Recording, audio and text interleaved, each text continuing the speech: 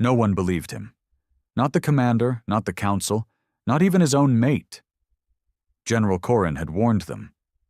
For cycles, he had spoken of the ancient texts buried in the ruins on Onthar Prime, writings that spoke of the Ashwalkers, a forgotten race of two-legged fire-bringers who scorched the stars long before the Galactic Accord was written.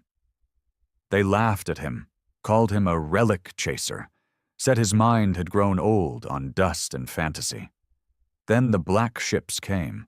No banners, no hails, no declarations, just silence, and then fire. Corrin stood on the observation deck of Drell Station, his triple hearts pounding as he watched the sky rip open like the flesh of a dying beast. The first explosions lit up the void with brilliant, silent screams.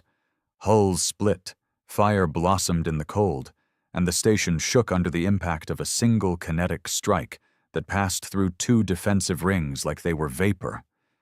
He didn't say, "I told you so." There was no time for that. Behind him, the control officers screamed into comms, barked orders, and wept all at once. The shield wall flickered and cracked under pressure that shouldn't exist. Not from any species still known. These weren't pirates. This wasn't rebellion.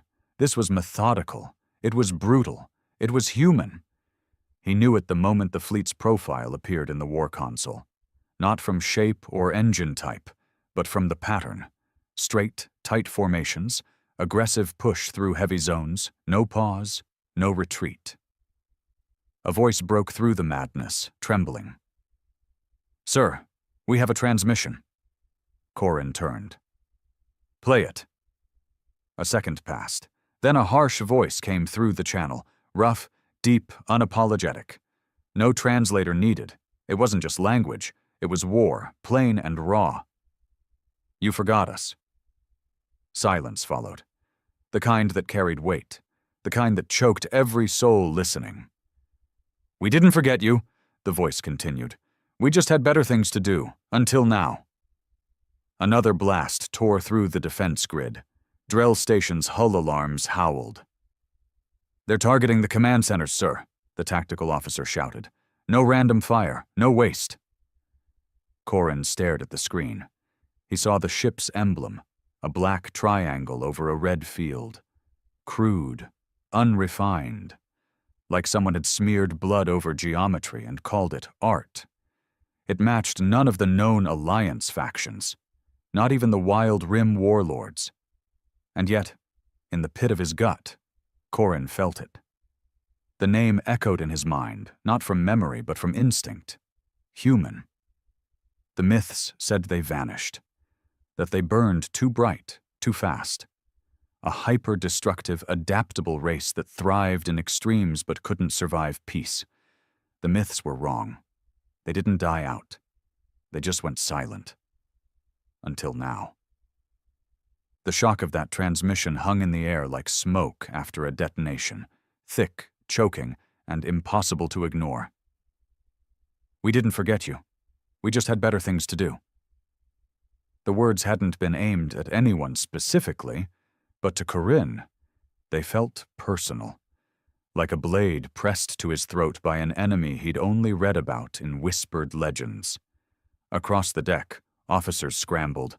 Some barked panicked reports, others stared motionless, stunned by the efficiency of the assault. A single fleet, coming out of nowhere, cutting through centuries of defensive engineering like it was wet cloth. No species had ever moved like that, without diplomacy, without demand, without posturing. Just force, unrelenting and precise. And now, Drell Station, a fortified command hub orbiting the central trade artery of the Galactic Accord, was being reduced to a tomb. "General Corrin," a young voice cracked from the side panel. "The echelon carrier Virex is down. Total loss. 3,000 souls, sir." Corrin clenched his mandibles, fighting to keep the rage in check. Rage wouldn't save them. Only action would. He turned toward the communications console. "Send word to Prime Accord. Level 7 emergency. Do not wait for confirmation. Just send it."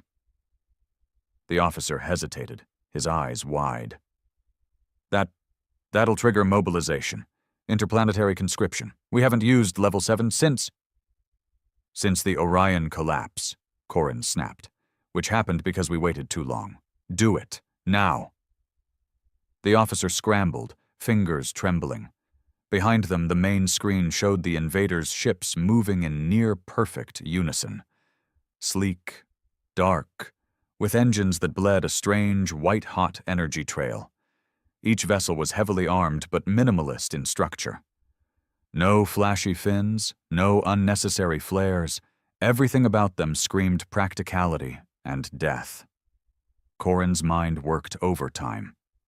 If they were human, truly human, how had they survived out there? What had they become? The myths said humans didn't care about peace or war. They cared about survival, growth, winning. If that's who they were, then this attack wasn't revenge. It wasn't rebellion, it was reclamation. "Redirect all remaining drones to target the lead cruiser," he ordered. "Buy us time." "Sir, our drones are outdated compared to their—" "I said buy us time, not win the battle. We're not fighting for victory. We're fighting to understand what the hell we're up against."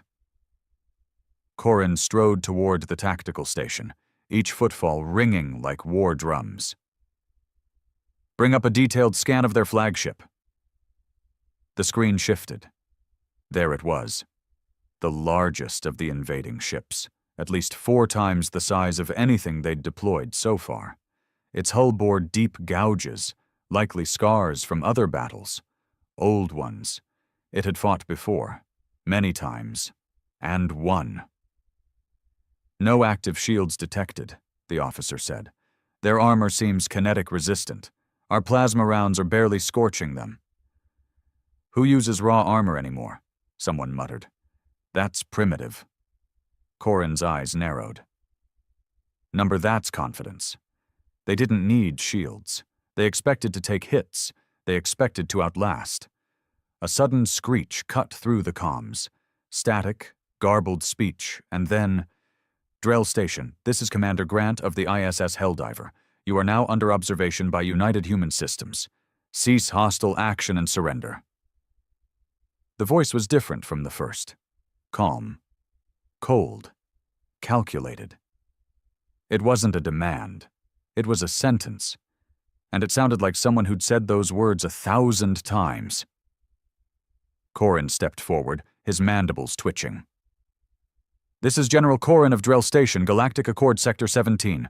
Identify your fleet and explain your presence immediately." A long pause, then static again. "You wouldn't believe us." "Try me," Corin growled. Another beat. Then Commander Grant's voice returned, this time tinged with something dark. Not mockery. Certainty. "We're what's left of the old war. The part of humanity